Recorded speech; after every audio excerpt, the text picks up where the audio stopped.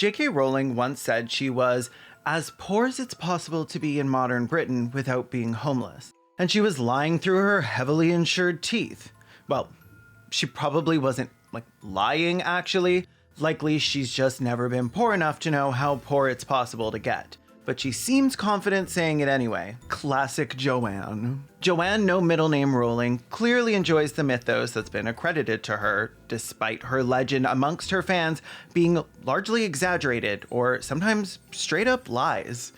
Ask around about her, and someone will eventually tell you that she's a brave activist who was once a homeless, destitute mother of 3, turned down by every publisher in the world before rags to riching her way to becoming the world's first white feminist to have a house with a moat. And while she didn't create this narrative all on her own, she is rarely seen making any moves to amend the public narrative about her, unless it's something from her recent or distant past which makes her look horrible, which, yes, I found.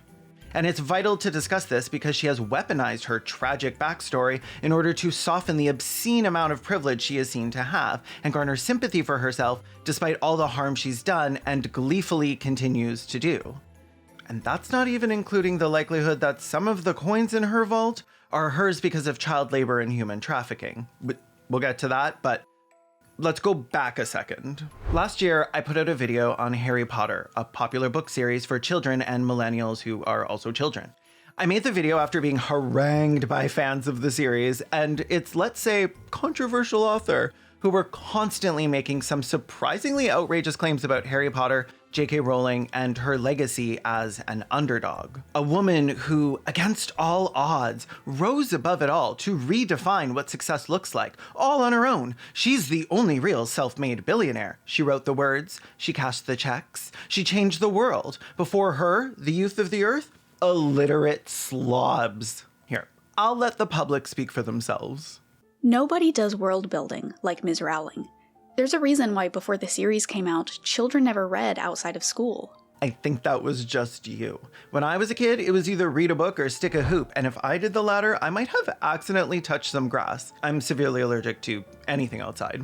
J.K. Rowling is arguably the most successful author in the history of publishing, with the possible exception of God. Not long before Rowling was published, women authors were unheard of.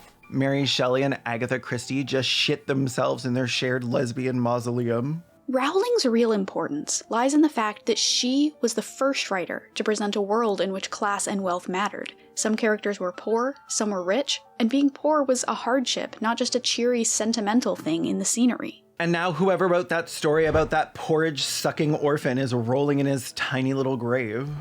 He wasn't short. People were just smaller back then, like gnomes. But after seeing hundreds of comments like these, I said, screw it. Let's do a video that illustrates how her world building was just lazy recycled fantasy that shows that there were plenty of authors who did the genre more masterfully. That no, despite what Joanne implies now, she did not invent owls. Eventually, it just actually becomes less time consuming for me to just make a video so I have a link to reply with than to get into an argument with 500 adult human dirtbags named Groiper 1488 or whatsoever you have you. But to this day, that video continues to get replies like these. Biased. This whole video is filled with lies. I stopped watching at 6 seconds because I couldn't stand your annoying, put-on voice. J.K. Rowling is a low-class hero. She turned books she wrote on napkins while she was literally homeless into $1 billion and then donated most of it to charities. Just shame on you for hating a generous woman's success. Can I say I love low-class hero? I'm assuming they meant to say like lower class, but I'm gonna make a shirt that says that. Actually, wait, I can do that now. This will only take a second. Play the comments. Misogyny from the LGBTQIAAPXYZ+ crowd. A homeless mother of 3 wrote the most loved children's series of all time, and you're mad about it because she has different opinions to you, so you attack her work, which is the most loved children's series of all time. Heard of it? JK is transphobic? Why is she afraid of trans people? When did that happen? Powerful woman who used to be homeless. When did that happen? When you write 8 best-selling books in the freezing winter in a decrepit shoebox flat with no heat while destitute and homeless, I'll watch your utterly annoying, hateful video where you tear a woman down. Until then, shut it. And by it, I mean you. Okay, comment below what you think this 8th Harry Potter book they're talking about is called, but you're going to have to name it based on what Joanne would call it now if she wrote a book right now. No slurs. Whoever comes up with the funniest one will get 3 months free on my Patreon. So here's the thing, the kicker. That's not what happened. There were no chapters scrawled only on napkins. She was not living in a shoebox without heat. In fact, she outright implied only a stupid person wouldn't have heat in the winter. And Joanne did not write Harry Potter while homeless. She was not born into rags before working her way up to riches. Homegirl, had a couple of financially precarious years. The kind of years that many poor people would look at and say, that's better than any year I've ever had. But despite that, the deceptive narrative continues. And despite that, she recently seems keen to let it continue. She could fully set the record straight to her 12 million followers, but she doesn't. Sometimes even exaggerating the story herself. And I think I know why. And goddamn, are we ever going to get into that in a few minutes. But this is your backstory as to why I was annoyed enough to learn how to read and then force myself to read several books that called themselves biographies, read her dusty old blog, and why I spent days searching for articles that seem to have vanished from the internet in recent years. I went as far as asking people in other countries to go find copies of these articles in their libraries. And they did. But truly, my biggest sacrifice for all of you was sitting through multiple watches of one of the worst films ever made. And when I tell you it's bad, I mean it's legitimately mind-bogglingly bad. Magic Beyond Words, the J.K. Rowling story, is a Lifetime original movie and a very unauthorized biography of J.K. Rowling's life from her time as an irksome little girl up until when she first published Harry Potter and the Philosopher's Sorcerer's Stones.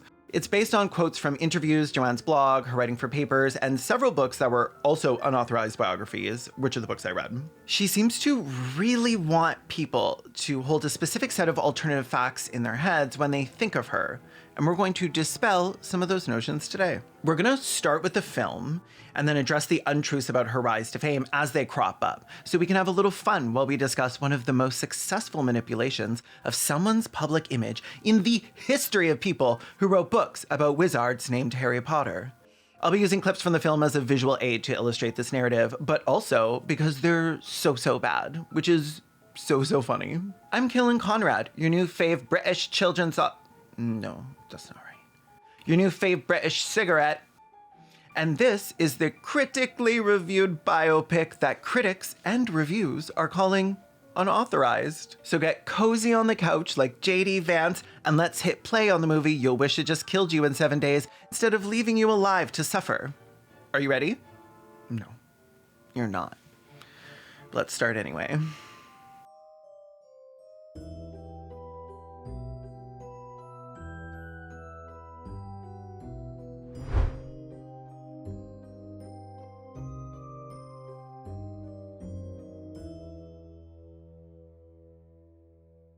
We are dropped off into the life of relatable author Joanne Rowling inside a limo outside a red carpet event with masses of people cheering and declaring, "Potter for Prime Minister!" which seems like a perfectly reasonable thing to scream about a fictional child who can't even find his way out of a maze without getting Edward Cullen killed. Also, RuPaul's Drag Race alum Chad Michaels is here.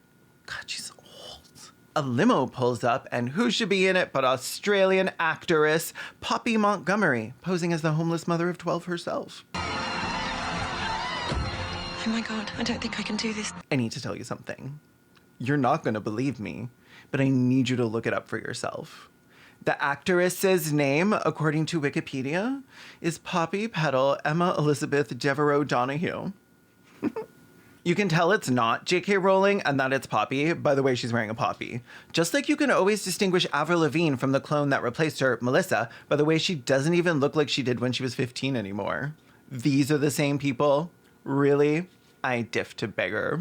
Also, you can tell it's Poppy and not Joanne because she isn't on Twitter ranting about how women of color are men. It's a dead giveaway. Fake Joanne is expressing her self-doubt and anxieties to her weird little husband, and he reassures her that she's meant to be here and asks what kind of man wouldn't support his wife, which in my IMO actually seems like a really insensitive thing to say to her, considering her previous marriage, so cancelled. I will point out now that most of the embellished narrative about her life takes place after she leaves Portugal, but we have to start at the beginning for you to get the full picture on why Rags to Riches is about as accurate as that map of the flat earth where they removed Australia because they couldn't fit in all the continents. Before getting out of the limo, she sees a little girl dressed up as a witch, probably because she loved the worst witch, and it triggers a flashback sequence, which kicks off the film's attempt to push every aspect of the Harry Potter cinematic universe into Joanne's personal backstory. Let's watch.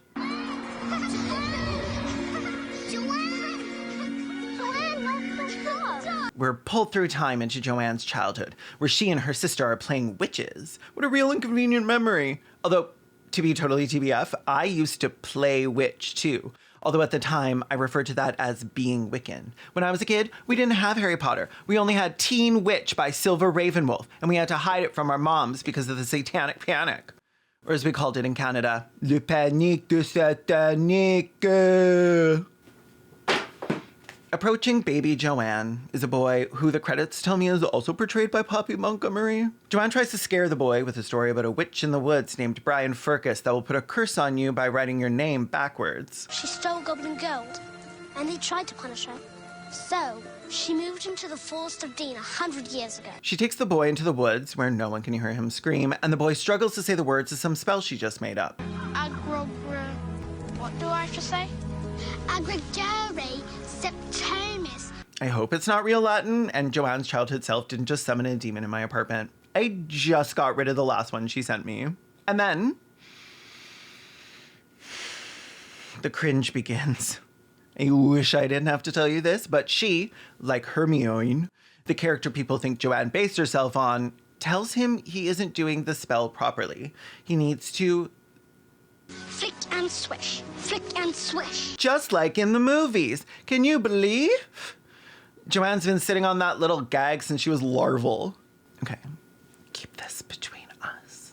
But there's one thing I do kind of love about this movie, which is that in every single scene, other than like 2 or 3, they accurately portray how arrogant and insufferable Joanne is right from the start.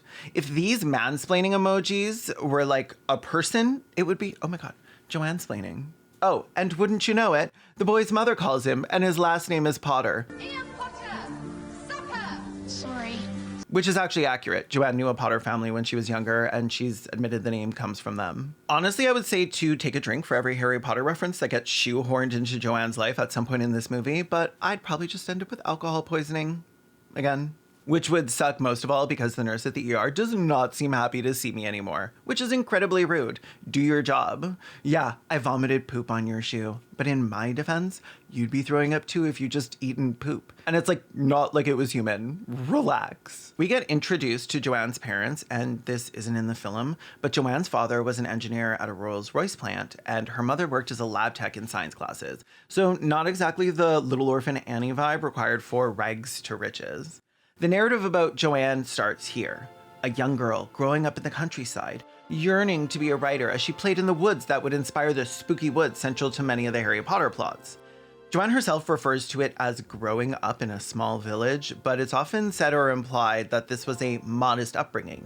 But modest feels inaccurate. Yes, it's modest compared to the literal castle she lives in now, but when Joanne was 9, her family purchased the historic church cottage in Tutsill to live in as a home. This house would be $12 million in the cheapest part of Toronto. So the rags? Not exactly raggedy. And Joanne's I just got it. Adding a Jo to your own name for your daughter is amazing. This is my baby, Caelan. The next day is Joanne's first day at school, and it's based on a story Joanne herself has told. The teacher passes around a test for the kids to take, and their seating arrangement will be determined by the mark they receive. Joanne, of course, puts on glasses identical to Harry Potter's in order to see the test because of her shitty little eyes. And at that point, my shitty little eyes rolled so hard they Brexited my skull and rolled all the way down the hall and out of Britland. Unfortunately for Joanne, the test required them to cogently explain the difference between sex and gender, and Joanne gets the lowest grade in the class, a mere half point, with the second lowest grade being 9 3/4, which if you're a fan of Harry Potter, you'll know was the name of his owl. All of these little plot points are based on the unauthorized biographies, her interviews, and blogs, by the way. And okay, you got me.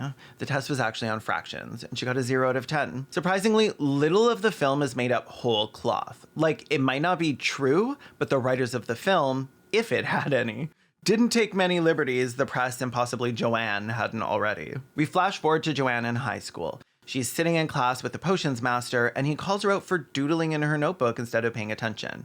Joanne stands up and smugly declares that she was paying attention because she's not like other girls. She's smart. What was that, Miss Rowling? I received a 97 on my last exams. I don't recall seeing any higher. Although, according to her high school English teacher, she was not exceptional. The teacher starts quizzing her about the English lesson with classic literature questions like, where would I find a bezoar? Or, what is the difference between wolfsbane and monkshood? To which she gives robotic, encyclopedic responses, and I know that this is the moment we're all supposed to stand and applaud the main character for proving to the bully that she didn't even need to pay attention because she already knew everything. But they have made her so unlikable that I'm hoping he gives her an F, or detention, or throws her in the chokey. Instead, he just gets her to switch places with some other stupider girl and holds Joanne back after class for a couple minutes to say, hey, since you draw so well, you ever think of going into literature? Despite having wanted to be a writer as a kid, she strangely says she's never considered a literary career, and it honestly should have stayed that way. The butch girl, who was made to switch seats with Joanne, approaches her in the hallway and asks where she's going, and Joanne says, Where am I going? That's kind of an existential question, isn't it? What? I'm sorry. Were the words too big for you? That's rather an existential question, isn't it? Even though it absolutely isn't, not unless you're going to be pretentious about it, which she always is. Because she's never heard of de-escalation and is kind of a nasty bully, Joanne then calls the girl dumb, and the girl gives her a wallop, which she should not have done. But again, Joanne is so unlikable in this that it's challenging to feel any sympathy in this scene. A red-headed kid in the crowd yells out that a teacher is coming, and everyone scatters like little ants, who, like the British, are also disgusting colonizers living under a literal shit-eating monarch. He goes over to check on Joanne, and she's like, I didn't need help from a man. I can manage on my own, thanks. As she's bent over, clutching her sides in agony, in desperate need of help from literally anyone. Joanne in interviews talks about this school like she was in prison or something. She recalls the school as being the kind of school where you're made head girl just from not being en route to juvie, which she was. The head girl, I mean, not going to juvie. But when her teacher, Steve Eddy, was asked, he did not remember it that way at all. Maybe Joanne just expected like a posher school, so this run-of-the-mill school was not up to snuff. But it feels like saying you're from the hood, and when pressed, you say you were just using hood as a helpful shorthand for affluent neighborhood. Back home, Joanne is asking her mom if she thinks she's weird while her mom performs a DIY ice lobotomy on her. Her mom's like, why would I think you're weird? You haven't even started talking about wizards pooping on the floor yet. And Joanne says that she feels weird because she's not like other kids. Nobody reads the same rebellious books as her. Nobody reads the books I read. We haven't seen her read any. And nobody thinks the same things I think. Just wait until you get onto Twitter. Her mom says this is the age where you're just supposed to try everything and figure out what fits you. She should have done what I did. Dye your hair blue, join the debate team, convert to homosexualism. Joanne starts up her complaining again, and her mom just can't handle listening to her yap anymore, so she faints and crumbles to the ground and has to be rushed to the hospital. Word of advice, Anne Voldemort Rowling, when you get to the hospital, do not puke feces on them. They do not like it. Joanne's going through a really hard time, and you can tell by the way she now wears a leather jacket and has picked up smocking. Even though this is Europe, Britain in the 80s, and that pretty much describes everyone. In Mythmaker by Amy Sickles, a biography of Rowling, she details this period of Joanne's life, explaining that Joanne was obsessed with emulating Jessica Mitford, a communist from a well-off family who smoked and wrote and married her cousin, which, whomst amongst us hasn't dreamed of having such a gorgeous, beautiful life? In 2002, Joanne would say that Jessica Mitford was her most influential writer, which is a lie because it's actually whoever wrote The Worst Witch, but I'll let her speak for herself anyway because hashtag let women not wished in it. My most influential writer without a doubt is Jessica Mitford. When my grand aunt gave me Huns and Rebels when I was 14, she instantly became my heroine. She ran away from home to fight in the Spanish Civil War, taking with her a camera that she had charged to her father's account. I wish I'd had the nerve to do something like that. I too wish I'd had the nerve to steal a camera. I had to buy my own like a dirty chump. And it just broke. If you want to contribute to me getting a new camera. I love the way she never outgrew some of her adolescent traits, remaining true to her politics. She was a self-taught socialist throughout her life.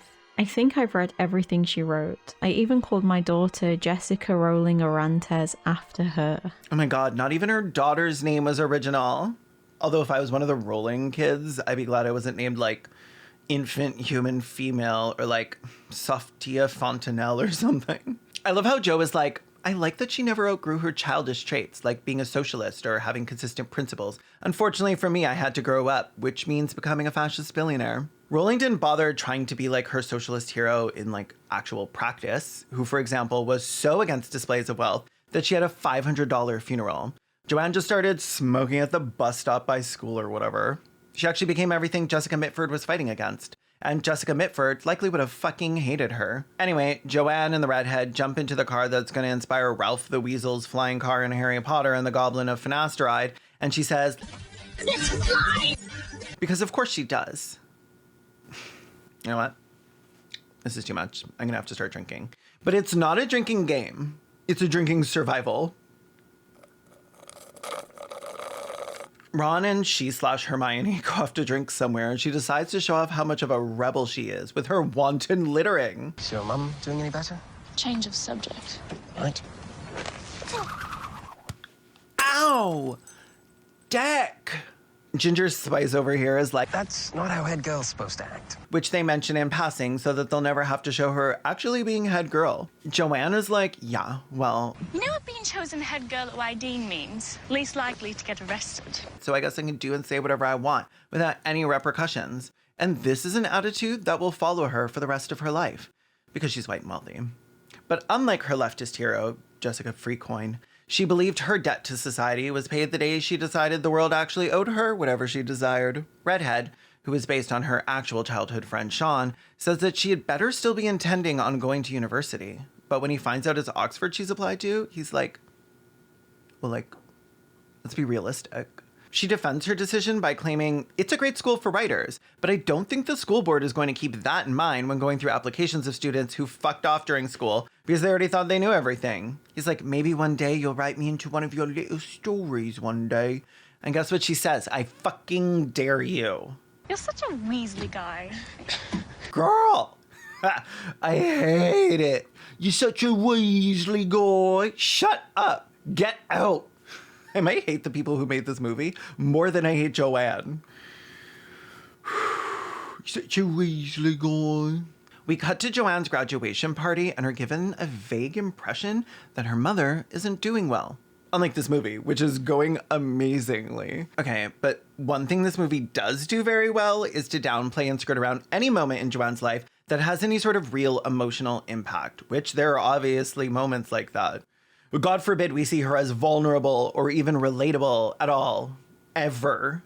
While her backstory in the press is meant to start off relatable and pivot to being aspirational, the film doesn't really capture that one aspect all that well. She goes out on the porch for a little cry and she is immediately followed out by Ron the Weasel. She snaps, "What took you?" at him, as if he weren't a literal second behind her. She's annoyed because she doesn't have a lighter, and it's been such a long time since the last time she lit a on fire, and asks him to open her rejection letter from Oxford. When she shows her parents the rejection letter, her mother cries that it's not fair because she's a head girl, and she got straight A's, even though her Wikipedia says she was like a B student. Her father suggests that Exeter is a perfectly good school for her, but Joanne screams, I don't even know what kind of writing program Exeter has. Which is something you could look up before applying, but I guess that hasn't occurred to Miss Poppy Montague. Eventually, her mother encourages her to study writing if that's what her heart desires. And so, with her mother's advice in hand, she goes off to Exeter to study foreign languages. Unlike her idol, Jessica Mitford, who spent her life fighting fascism at every turn, Joanne decided she should instead go to university, which, whatever, seeking education is not a moral failing, but to paint your youth as wanting to run away and become a radical when you really just wanted to be a famous author with a degree from Oxford without all the pesky fighting Nazis or activism stuff is bullshit. And look at you now, Joanne. The Nazis are all retweeting you, and your dear friends hold rallies where they show up and do their best Elon Musk impressions. After uni, which, by the way, is a disgusting thing to call a university, but a cute name for a unicorn, we see Joanne with a sweet little desk job at Amnesty International. She's not, like, working, though, because although she was supposed to be documenting human rights issues in French-speaking Africa, she instead apparently spent her days writing or doodling or fucking off or whatever when no one was looking. An old peer from the time said that she was unhappy and disillusioned when she was there. Articles about this time in her life describe her working at Amnesty International like this. All I ever liked about working in offices was being able to type up stories on the computer when no one was looking. I was never paying much attention in meetings because I was usually scribbling bits of my latest stories in the margins of the pad, or thinking up names for my characters. If that's true, what a piece of shit. But if there's one thing she is, it's consistent. She didn't seem to care much about human rights issues that didn't affect her then, and she doesn't seem to give a damn now. She has more tweets about the dangers of black women in the Olympics than she does any actual atrocity committed against women and girls going on around the world right now. Joanne is busy ignoring human rights in Africa when her mother rudely interrupts her by phoning her at work, because mothers have no concept of boundaries, and asks her how the dream job is going. Joanne says that Amnesty International is doing wonderful things, which is a sentiment she disagrees with now, considering she's posted attacks against them to her 12 million sycophantic followers because they support human rights that she doesn't. But she also says that she doesn't think Amnesty International is where she belongs. Like right there, at work. On the work phone. Her mom indirectly asks her how the writing is going, and she says that without being able to come up with a story, she can't really write anything, can she, stupid? Her personal call that rudely interrupted her drawing is rudely interrupted by her boss, who pulls her into the office to kindly let her go, because everyone always knew she was meant for more. Like children's books, and denying aspects of the Holocaust on an anti-Semitic billionaire's website. And like a tired old skipping record, Joanne claims that she can't do what she's meant to be doing because it's just not practical. But you should be doing what makes you happy. Right. Man, I can't. It's not practical. Later, Joanne is delayed on the train, and a witch with a trolley full of sweets stops to ask if she'd like anything. Joanne asks what flavors they have, and of course, they have every flavor. Oh, we have every flavour. Liver, spinach, tripe. Liver and tripe. She lists typical American flavors like raspberry or lime or freedom, and other more Britishy flavors like liver and tripe or bangers and mash or Magdalen and Burns. The woman, attempting to be polite, asks if Joanne is just out for the day, so Joanne takes the opportunity to tell this woman about how tough it is to be her, until the woman gives her some free candy because she's scared Joanne is beginning to transvestigate her. And then, the moment Joanne has been waiting for her whole life. The moment the muse finally shows she/herself. And the very first time in her entire journey as an alleged creative person that inspiration has struck her. At that moment, in some truly magical green screen work, a snowy owl flies up and transports us and her to the woods of her childhood. She calls out to someone, even though there's really no indication anyone else is there, and starts to stumble across some objects, like a wand, a letter to Hogwarts, a scarf, the Chamber of Secrets, until she finds a young boy lost in the woods. He turns around to reveal he's wearing the same glasses she only wore sometimes, and has the exact same lightning bolt scar on his forehead that she never did. She opens her eyes, exclaiming, Your name is Harry Potter. And you're on your way to school. You're on your way to wizard school. Your name is Harry Potter, and you're on your way to school. You're on your way to wizarding school, which is a totally unique idea not used by Ursula Le Guin, Jill Murphy, or Diana Wynne Jones. Diane and her less reasonable sister, Joanne. Oh my God, Diane. That freak did it twice. Hi, my name's Caelan, and this is my baby. Die, Caelan. We finally get some footage of Joanne actually writing. Like, this is the very first scene of her doing any writing whatsoever. It looks like she's just writing her story down on scrap pieces of paper that she throws into some giant box, which is like a proto-tweet. But like, has she never heard of a composition notebook before? Do they not have composition notebooks there? You can get them at a dollar store. They have black and white marble covers with lined pages inside for compositions. They were invented by Harriet M. Welsh. Joanne is woken in the middle of the night by a phone call that her mother has been taken by the Lord or the Repo Man or whatever that skeleton in the cloak is called. Ruth Gator Ginsburg. We get a scene of Joanne barely able to type at a keyboard, clearly years before all those hours of firing off furious tweets from her little castle desktop. And without any apparent rhyme or reason, she decides to move to Portugal to teach English. Here's where things get a little twisty. Hi, Di. Greetings from sunny Portugal. At least sunnier than Edinburgh, haha. Okay, so I'm cutting out a huge chunk of this, but it is available in the extended version on my Patreon. She gets some roommates. She meets a guy. Back at the flat, the phone rings and is answered by Joanne's apparently Irish roommate, who sounds like she's from somewhere. Surprise, surprise, it's that guy, George from the bar, and he wants to take Joanna out on a date. And par for the course in this movie, instead of seeing any real romance or connection between these two characters, we just see the end of the date when he's walking her home. For me, you can talk until the sun comes up over the Rio Douro. Oh! He says he could listen to her talk until the sun comes up, which is exactly the right thing to say to win Joanne over. So she says she'll just run up to get a jacket and they can do just that. While she's getting a jacket, George finds some of the Harry Potter manuscript that Joanne left on the table and he starts reading it. Joanne starts screaming at him, and her roommate comes out to see if everything is all right. Joanne says, yes, it's fine, I'm just overreacting, and the roommate goes back to her room because that happens a lot. A lot. Joanne tries to kick George out, but he says that he needs to tell her something.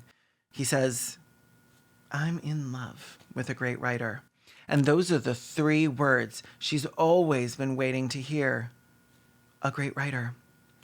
Overcome by the feeling of romance swelling inside of her, she runs over to George and embraces him as one would a close but homosexual friend. Joanne tells her sister about how fantastic her life is now that she has a boyfriend who loves her writing. She's so happy now for the first time in so long, and she's been getting so much writing done, which we've seen just so exactly none of. Her sister is like, well, that's great, but anyway, I have to tell you something. And Joanne is like, oh no, what's wrong with Dad? Her sister explains that her dad isn't dying, but he is marrying his secretary. And in a way, that's kind of worse. He's getting remarried. To who? Hasn't even been a year. It's Janet, his secretary. Her sister suggests that he might be trying to move on, and Joanne can't take that kind of reasoning, so she hangs up. Hearing the phone click, her roommates appear out of nowhere to announce it's time to go out to the club.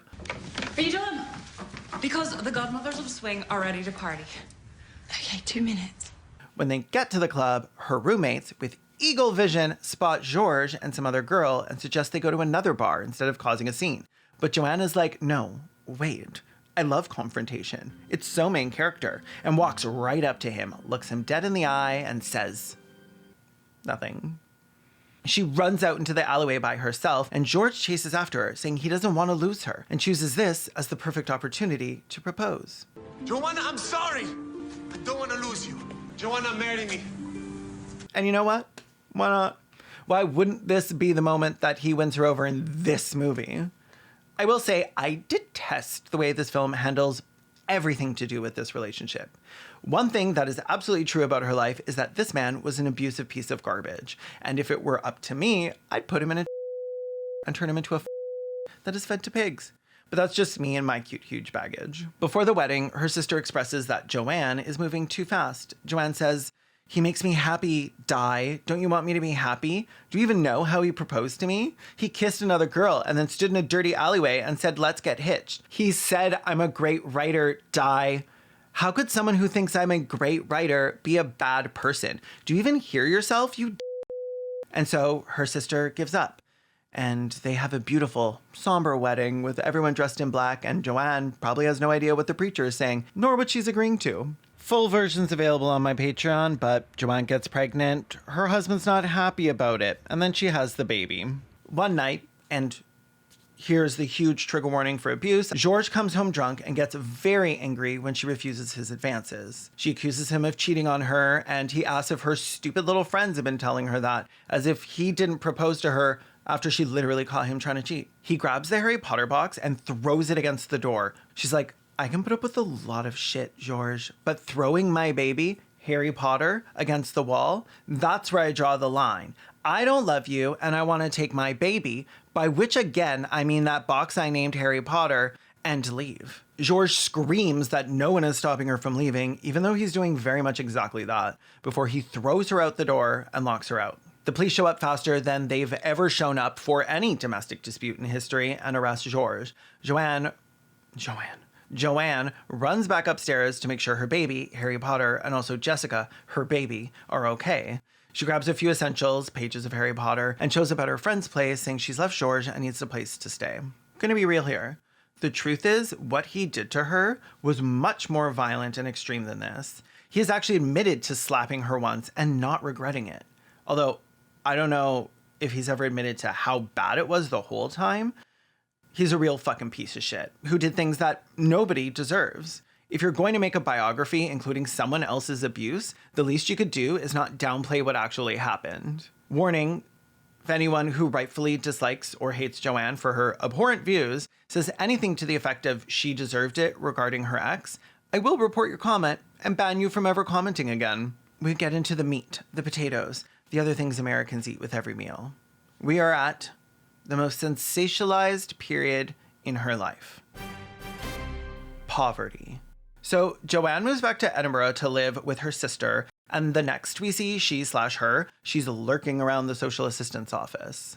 The officer she has a meeting with has obviously been doing this job far too long and just wants to get down to the dirty details to see how much Joanne is entitled to. But Joanne doesn't think she should have to supply any details about her current situation. She wants the cash, but doesn't want to explain why. Furthermore, she wants housing benefits, but doesn't want to be declared as homeless.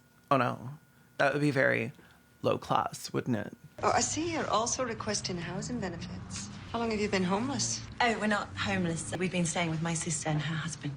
Oh yes, I need housing benefits, but I have a place to live. And I need those right now, please. And no further questions, thank you. Personally, I think people are entitled to housing and shouldn't need to divulge that they were abused to get it. But the way they portray her here is that she's applying for specific benefits based on hardships, but then being weirded out when they're like, can you describe these hardships? Currently, she's living in a luxury 4-bedroom flat with her sister and brother-in-law, who has not asked her to leave, as far as I know, so they obviously aren't going to give her a housing allowance. I wonder how many actually homeless people would have scoffed at staying at a place like this and referring to that period as being as poor as you can be without being homeless. By the way, that home sold a few years back, and this was the description of it. Lying a stone's throw from the meadows, within a tenement once occupied by world-famous author J.K. Rowling, this exquisite 4-bedroom Victorian home promises all of the grandeur one would expect, with wonderfully airy proportions and refined decorative features, brought up to date with sympathetic contemporary finishings. The remarkably spacious first-floor flat, with a bright corner position, benefits from appealing versatility for families or rental investors, as well as shared access to a delightful garden. Many of the capital's outstanding shopping, recreational and cultural amenities are located within easy walking distance of this enviable dwelling in desirable Marchmont. Damn, can I live there? In the end, Joanne is awarded £69 a week for her trouble, which is certainly not enough to house and feed and raise an infant, which again, is fucked up. Nobody should have to live like that. Down with England? Scotland? Where's Marchmont? In interviews and writings, Joanne talks about her time getting government assistance as if it was disgraceful and beneath her to be treated this way. I felt as though there was an enormous neon arrow pointing at my head. I got out my benefit book only when I reached the counter and handed it over quickly, hoping nobody would notice what it was. I was living on virtually nothing. Income support then was just under £70 a week all in. The first time I ever had to go into a post office and pick up my benefit, I felt everyone knew why I was there. It was as if I was in a clinic for some horrible illness. Damn. She really is disgusted by the idea of people thinking she was poor in any way. Oh my god, it was so embarrassing. People knowing you're poor is almost as embarrassing as people knowing you're diseased. You know, being poor is like being diseased, and being diseased is shameful. I've always said this. When a government worker came over to bring some toys for her daughter, a teddy bear, a plastic house, Joanne turned her nose up at them. Instead of donating them to a family that wouldn't hate them. She apparently put them in a black garbage bag and left them on the side of the road, according to biographer Sean Smith. I had to dig to get this article. It is mentioned and referenced several places, but it is not available online. And eventually, I had to get somebody to go to the library in another continent and pull it up for me, because I could not believe how ugly this made her sound, and I wanted the actual source. I legitimately thought that they were exaggerating. But I was wrong. There are new lows. You know what's underneath rock bottom? This. The only time I got really upset was when she came around and brought Jessica some second-hand toys. I can still see them. A very grubby old teddy bear, a little plastic house without the plastic people who should have been living in it, and a pull-along telephone. If I'd felt humiliated before, it was nothing to how I felt when I looked at that teddy bear. I didn't give it to Jessica. I stuffed it into a bin bag and pretended I hadn't seen it. Well, Joe, I don't think your baby is going to be as snotty about getting a free teddy bear, but sure, let's deprive the child of joy because you're humiliated by having to live like millions of people. God, throwing the toys out instead of donating them again is so gross. Like, what the hell? Oh, I don't want people to think I'm poor. Meanwhile, poor to her must be like making $100K a year.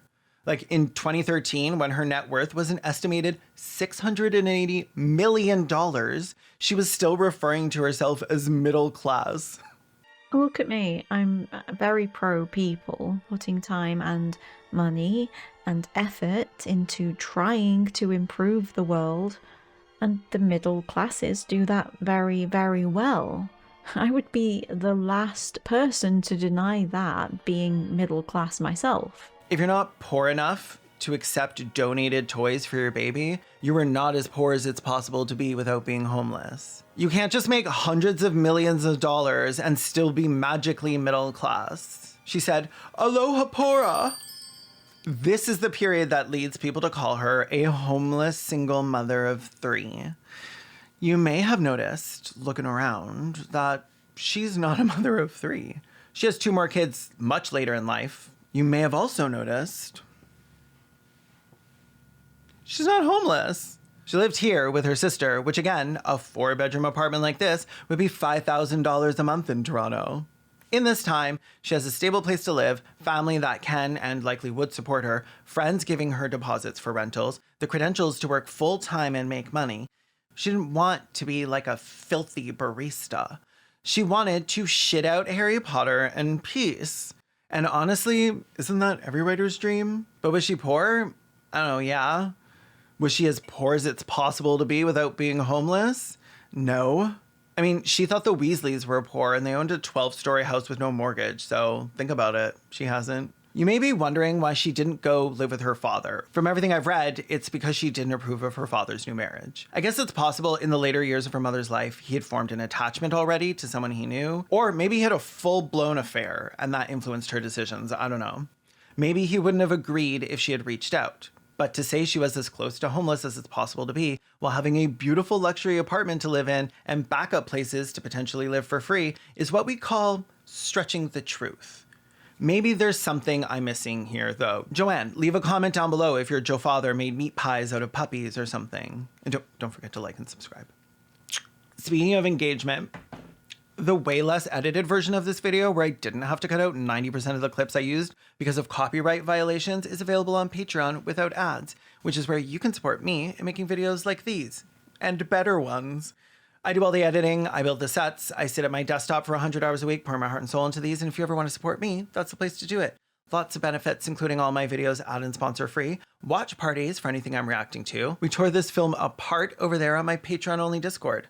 Good times with bad films. So this film combines her first and second apartments while on assistance for some reason. This is her apartment in Edinburgh, her first one, in this scene, where Joanne goes apartment hunting, but is almost rejected for allegedly the 5th time for being on assistance. I believe in reality it was more rejections, but that she was doing it over the phone. Although the rejections might have been because she also seems to think that she was gonna be able to rent a place without telling them her source of income, like whatsoever. They're like, "And your job?" And she's like, She goes on a rant about how she's still a human being, even if she is on assistance, despite the way she sort of treats people on it as if they aren't. And all she's trying to do is find a good place to take care of her baby, Harry Potter, and also maybe raise this other baby she has right here. The person showing her the apartment is so moved. She's like, okay, sure. I'm just showing you the place, but I'm sure I can get you in. Fuck our building's policies. You can have the apartment. No one who loves Harry Potter that much could be a risk.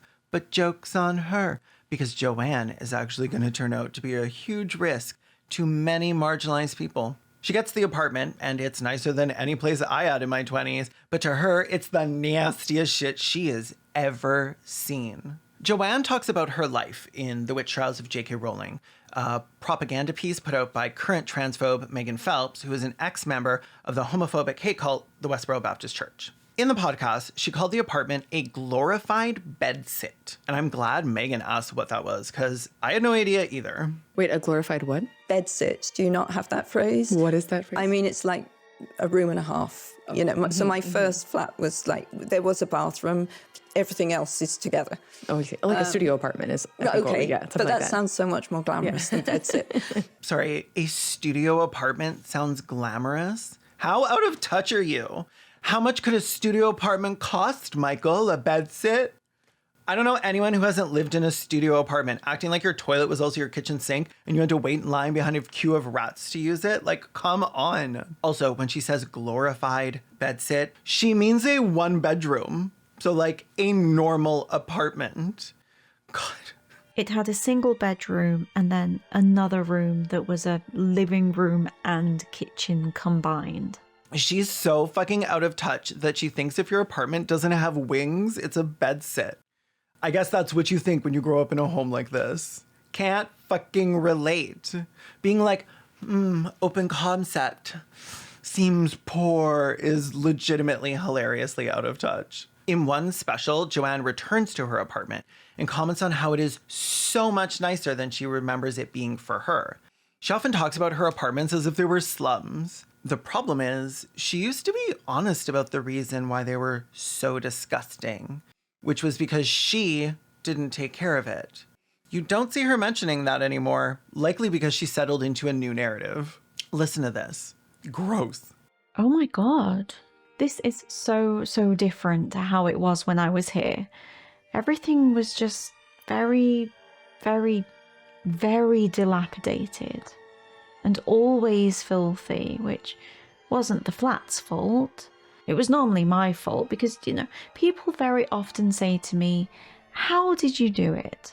How did you raise a baby and write a book? And the answer is, I didn't do housework for 4 years. Living in squalor, that was the answer. And now we know how a billionaire ended up with mold on her fucking walls. Not cleaning your home because you're too busy writing is, frankly, very relatable to me. Rags to riches, but only because at one point she didn't do laundry for 4 years, and all her clothes were eaten ragged by her filth. Bacterium, she's so grossa. It's she so grossa, not she so grossa. She hates the apartment, though, and after 6 months, she decides she deserves a better place to live, and she's not gonna let a little thing like not working or having money of her own stop her. This obviously isn't shown in the movie, because the narrative around her has always been like self-made billionaire, but she calls a friend and asks for all the money for the deposit, and he gives it to her. My friend, I hope he wouldn't mind me saying, my friend Sean, my oldest friend, he lent me a deposit on a much better rented flat. I asked to borrow £600. It felt like a fortune, and I felt terrible for asking. The check arrived the next day. I thought all our problems were solved. According to Joanne herself, she called a bunch of places who all said no, and then the last number I tried was answered by a woman who said that they didn't rent to people on housing benefits either. But she sounded quite sorry about it, as opposed to being bored. I said that I guessed that agencies saw people on housing benefits as bad tenants, but I was not a bad tenant. I was a responsible person who paid my bills and looked after my home and wanted the chance to prove it. On and on I ranted. She showed me 2 flats that very afternoon. I took the second one. It was warm, clean and, small problem, unfurnished. Friends in Edinburgh promptly gave me every piece of furniture they could spare. It really sounds like she had a pretty good support system, which is good. People should have that. But to downplay how much help you were given is gross. Having a safety net of people to call who hand you money for a new apartment and then give you the furniture in it because the one you're in isn't good enough doesn't really seem like someone who is as poor as it's possible to be without being homeless, does it? No, those people, the ones who are as poor as it's possible to be without being homeless, are constantly at risk of being evicted, of living on the actual streets with no safety net, nothing to lean back on. Those people, the ones who weren't temporarily embarrassed billionaires, can't afford to throw out toys for their kids or escape their shitty apartment for a better one. The idea of both those things would be downright ghastly or laughable to someone who experienced severe poverty. To anyone who is as poor as it's possible to be without being homeless, which in every way is someone who is constantly under threat of homelessness, something Joanne never describes. And she shouldn't have lived under that threat. I'm glad her sister lived in a huge place with more rooms than I have shoes, but let's not exaggerate then. Sitting with her sister, Joanne is once again complaining about what a mess she's made of her life. Her sister is trying to be supportive and asks her what makes her happy. Joanne acts like this is some sort of revelation, even though pretty much every character has told her to follow her heart or do what makes her happy or consider a career in writing. But all Joanne ever does is pout and say, but it's just not practical. She goes to fetch the box she keeps the Potter boy in, and with about half an hour left in this movie, she finally allows someone else to read her writing for the first time. I guess Joanne just stands silently at the window while her sister reads what she's written so far. I don't know if her sister was a speed reader or it was just a very awkward couple of days, but when she finishes it, she declares it was magical. Do you like it? Joe, it's magical. Which is a polite way of saying, well, there was magic in it. There's a very long montage of Joanne actually writing for once in her life. Scenes where we get to see her barely struggle to balance writing with motherhood. We see her going out for a walk, and she randomly finds a cafe. Definitely not belonging to her brother-in-law, who has been suspiciously absent this whole movie. She sees a sign which says Potter Row, which she correctly identifies as a sign. Well, if that isn't a sign. Good job, sweetie. Now what's this? She goes into the cafe to write, and I guess this is supposed to represent the time period that she wrote Harry Potter in a cafe with her baby using only diapers as paper and her own blood as ink while homeless. But it leaves out a few key facts, like that cafe she wrote in, her brother-in-law owned. So she had a place to chill with no fear of being asked to leave by the police, like other patrons who rudely sit in the cafe for hours while being homeless or while black. Sometimes friends would come and take care of her daughter so she could hang out at the coffee shop, make up rules about Quidditch or read or whatever. Something I bet a lot of single mothers would be super grateful to have time for. Many people say that Joanne would write in the cafes because her apartment was an unheated and infested roach hostel. She may have had roaches. She says she has mice in her walls, but that's likely because she didn't clean. Joanne once said, I never expected to mess up so badly that I would find myself in an unheated, mouse-infested flat looking after my daughter. And I was angry because I felt I was letting her down. But Joanne likes to change her story. So Joanne also once said, during the day I was writing in cafes, as everyone famously knows, but can I just say for the record once and for all, because it's really irritating me, I did not write in cafes to escape my unheated flat. Because I'm not stupid enough to rent an unheated flat in Edinburgh in midwinter. It had heating. I went out and wrote in cafes because the way to make Jessica fall asleep was to keep her moving in the pushchair. Yeah, Joanne, all those poor people who die because they freeze to death, idiots who should have just chosen a better apartment with the rental deposit your friend would give them.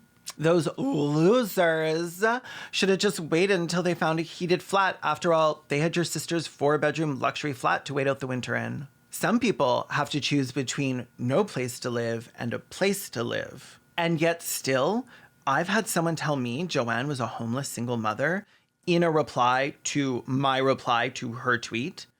And Joanne liked the fucking tweet, allegedly.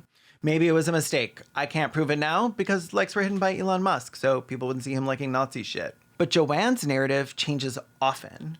Sometimes she didn't go there because that's how she got her daughter to sleep. It's because she likes being waited on. I write in cafes because I like other people making me coffee. God, the rich white womaning is off the goddamn charts. She describes this time like this. Eccentric woman dashes into cafes every day, one arm on the buggy, hair everywhere, slings a pile of A4 papers down, orders espresso after espresso and writes madly. At night, back in her grotty bedsit after Jessica falls asleep, she writes a bit more. Without writing, she goes stark raving mad. In the film, the more she writes, the more she begins to hallucinate her book ideas everywhere. Like she sees a chess game at the cafe and the pieces move on their own.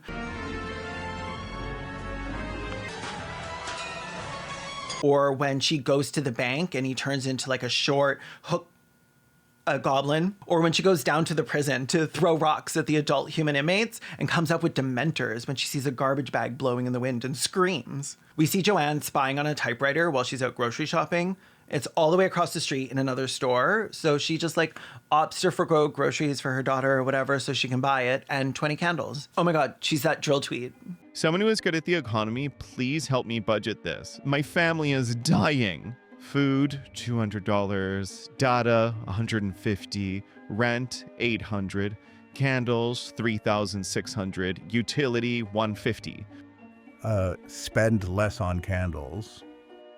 Nope. She lights every single candle and turns on all the lights at the same time. And the candles float up into the air as she finishes her manuscript, which is honestly just a fire hazard, given this place has never been dusted. But like, honestly, I don't judge her. I'm also willing to kill everyone else in my apartment building in the name of having a witchy aesthetic main character mom. When Diana checks in on the progress of the book her sister has been writing while taking up a table in her husband's cafe for the last 100 years and asks if it's done, Joanne tells her sister that she won't be done with Harry Potter until she sees it in bookshops. And her sister is kind of like, oh, that was your goal all along? I was just saying it was magical to be nice. Like, how do you expect it to get into the shops? So Joanne declares she needs an agent and looks up 2 whole agencies. She excitedly tells the postal worker that she's mailing off a book she wrote. I need to mail these. That's my book. And he could not care less.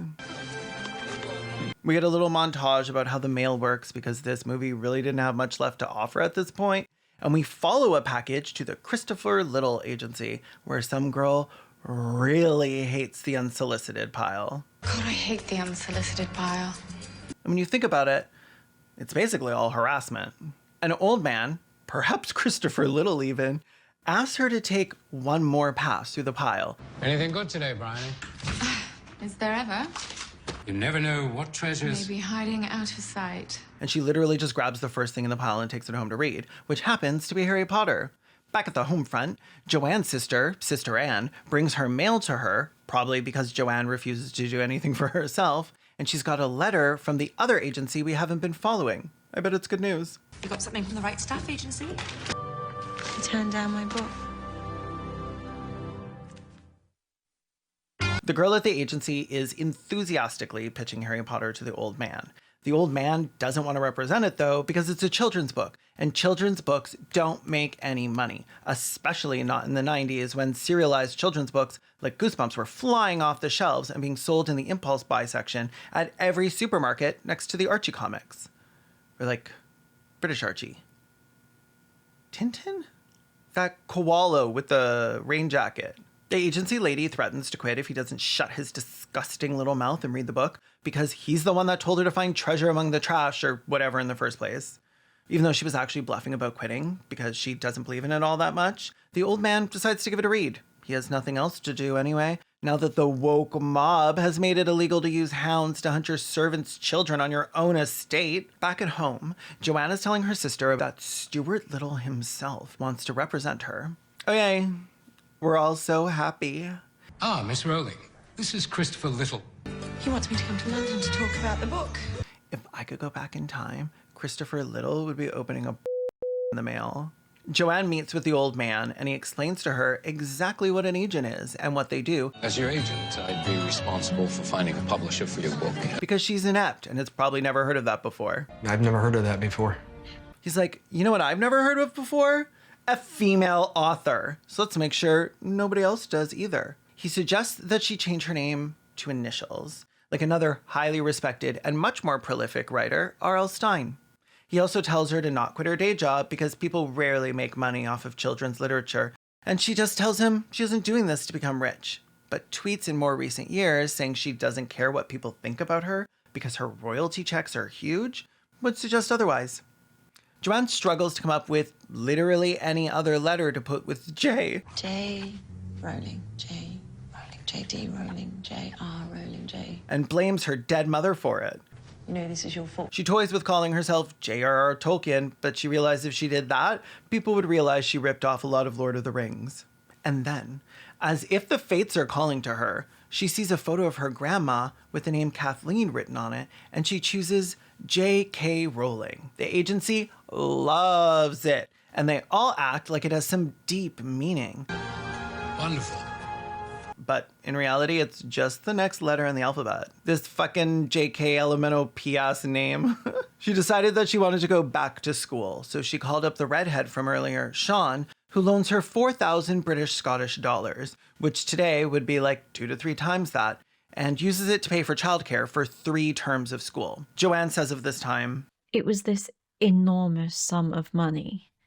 I think we both thought I would never be able to pay it back. For reference, that was likely enough to cover her rent and all expenses for a while, and apparently it was enough that she could spend her days sitting in a cafe drinking coffee and writing about how fat and disgusting Durdley Durdsley is. The girl back at the agency can't believe that 12 publishers have now rejected Harry Potter. But what I want to know is if this is her first time representing a book by a new author at an agency. This is also part of her BS mythos. The amount of people who turned her down, it gets larger every year. People say stuff like, J.K. Rowling was a single mother, homeless, with a friggin' newborn. She lived in rented accommodation. Her first book got turned down 75 times. All my favorite homeless peeps have an apartment too. I actually don't know any homeless people without apartments of their own. Wait.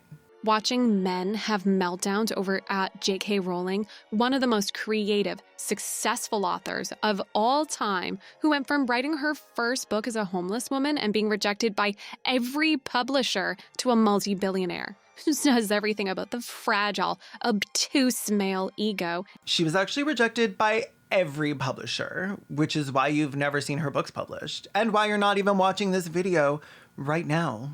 As Joanne gives the class a test, she reaches down to the bottom drawer of her desk to pull out her little secret. A gun. No, it's the Chamber of Secrets, which I guess she's yet again been writing on loose pieces of scrap paper instead of a notebook or on her typewriter that her little baby Jessica Rabbit starved for. The agency gets a call from Bloomingdale's or whatever they last sent the Harry Potter book off to, and they want to publish the book. Good thing she's been working on the second one as they speak. The headmistress comes to tell Joanne she has a phone call in the office, and Joanne seems not to understand that she wants her to come speak on the phone. And this wasn't just like idle banter. She sits there like, oh, that's interesting. Thanks for letting me know. Miss Rowling, you have a phone call in the office. Oh. After the headmistress carries her back to the office to take the call, Joanne goes out into the hallway and starts jumping for joy, and everybody that had been pressed against their doors, desperately waiting for the sound of distant, muffled, celebratory whoops, comes out and stares at the new teacher, who doesn't seem to know how to conduct herself in a school.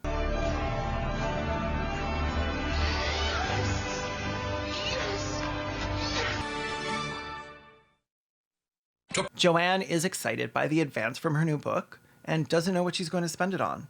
She chooses to spend it on a giant teddy bear, finally buying her daughter her first toy, not including all the ones she threw out because they weren't good enough for someone named after a socialist.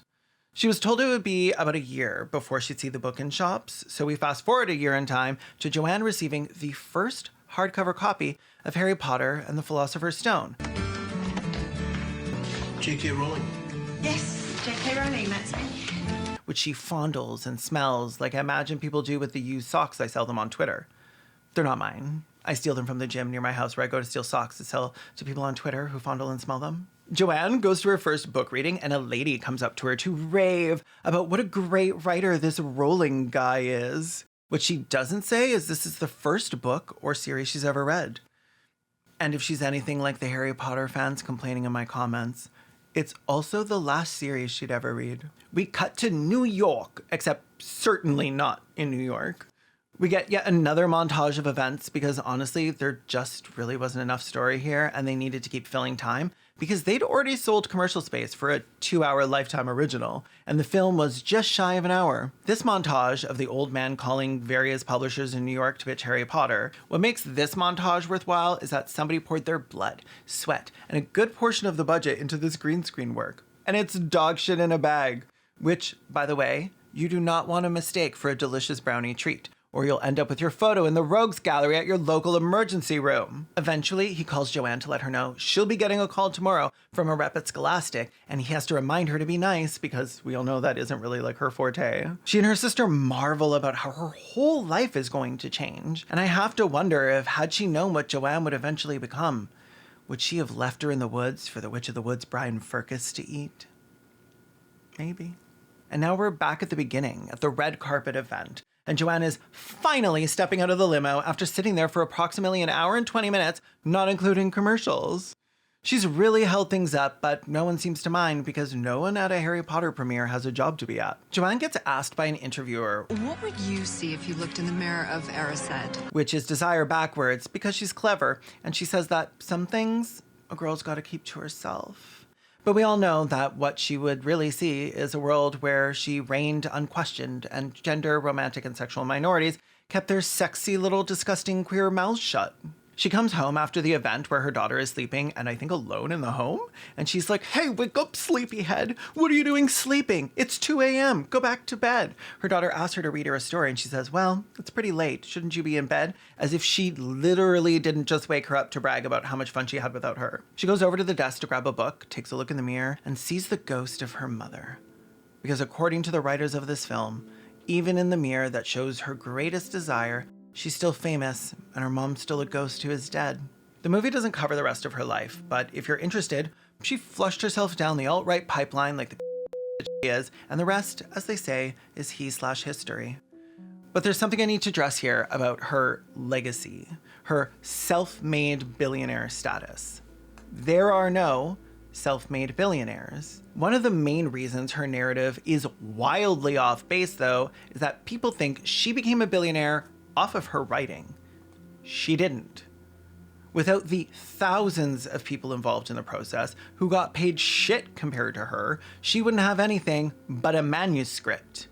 Nobody would have seen the books. There never would have been any films or theme parks or merch or branded products to sell. Products like, for example, the chocolate frogs sold at the Wizarding World of Harry Potter. These frogs were sold by Bear's Chocolate, a company that makes Nestle look ethical in comparison. The discovery of this led to a fan-led campaign to get them to switch suppliers that after 4 years of trying to get Warner Brothers to comply, finally won out. Here's what journalist Lauren Ball had to say about Bears in 2014 during the campaign. The company has earned an F rating from human trafficking awareness group Free to Work for its use of suppliers who engage in human trafficking and slave labor practices. So why does Warner Brothers, the entertainment powerhouse that owns the Harry Potter franchise, which it licenses to Universal, allow this practice to persist? The problem begins with the sheer scale of the situation. The Ivory Coast cocoa bean industry consists of 3.5 million workers and exports 35% of the entirety of the world's cocoa beans. There are few companies that earn more than a D+ from Free to Work, but Bear is one of the lowest ranked. For comparison, Lindt earned a C-, Hershey's a D+, and Nestle a D. To date, it's estimated that 109,000 of the workers on Ivory Coast cocoa bean farms are children, and 10,000 are child victims of human trafficking. Robbie Couch from the Washington Post said, "Children are exposed to chemicals, long working hours, and the denial of a decent education," the forum explains. Low prices in the cocoa industry have left smallholder farmers with impoverished incomes and with no choice but to pull their children from school and have them help on the plantation. In an Emmy-winning documentary about the industry, Slavery, A Global Investigation, there was testimony from former slaves who had been tricked, trafficked, and trapped in modern slavery on cocoa farms for up to 6 years. The teenagers interviewed had never tasted chocolate. They received only the bare minimum of food and shelter to keep them alive and working. One of the teenage boys in the film put the ordeal bluntly. "Our master used us as slaves. He took us there and never paid us a penny." It wasn't until the last year of the campaign to convince WB to halt their purchase from Bears that Joanne finally apparently signed on. Though I can't find any direct quote from her, I'll assume the sources saying as much are correct, and that she did eventually support the campaign. This isn't to say that she's at fault for the choice of supplier, she's obviously not in charge of that, but to point out that even if a billionaire wants to be as ethical as possible, their money is still dripping with the sweat and tears and often blood of the people who made sure they had fat royalty checks to cash. The truth of the matter is, Joanne always had a safety net that few people in poverty do. From friends handing her cash, to family offering her a place to stay, to friends giving her money to go back to school, apartment deposits, furniture, all while having all the privilege being white and educated provides you. Almost nobody in poverty would have access to all of that. And nobody who had access to all of that should ever claim to be as poor as it's possible to be in modern Britain without being homeless. Yes, she rose beyond her middle-class upbringing, but it was not on the back of her hard work alone, but on the collective backs of thousands of workers, some of whom made minimum wage, some of whom were likely children, or slaves, or both. Odd. A depressing ending. Well, that's capitalism for you. And you know, Joanne, I hope that one day she sets the record straight and corrects her own exaggerations and other people's. Put the valor back, Joanne. That's not yours. Anyway, speaking of capitalism, come join me on Patreon for behind-the-scenes fun. I can't do it. I can't do it. Thanks to my bestie Brona for writing most of the film summary while I wrote the essay portion, and to Ember Green for script advice. It's nice to have someone from the Britland to help out. I'm Caelan Conrad. You're probably gay. And this has been Beyond Words, the Caelan Conrad story.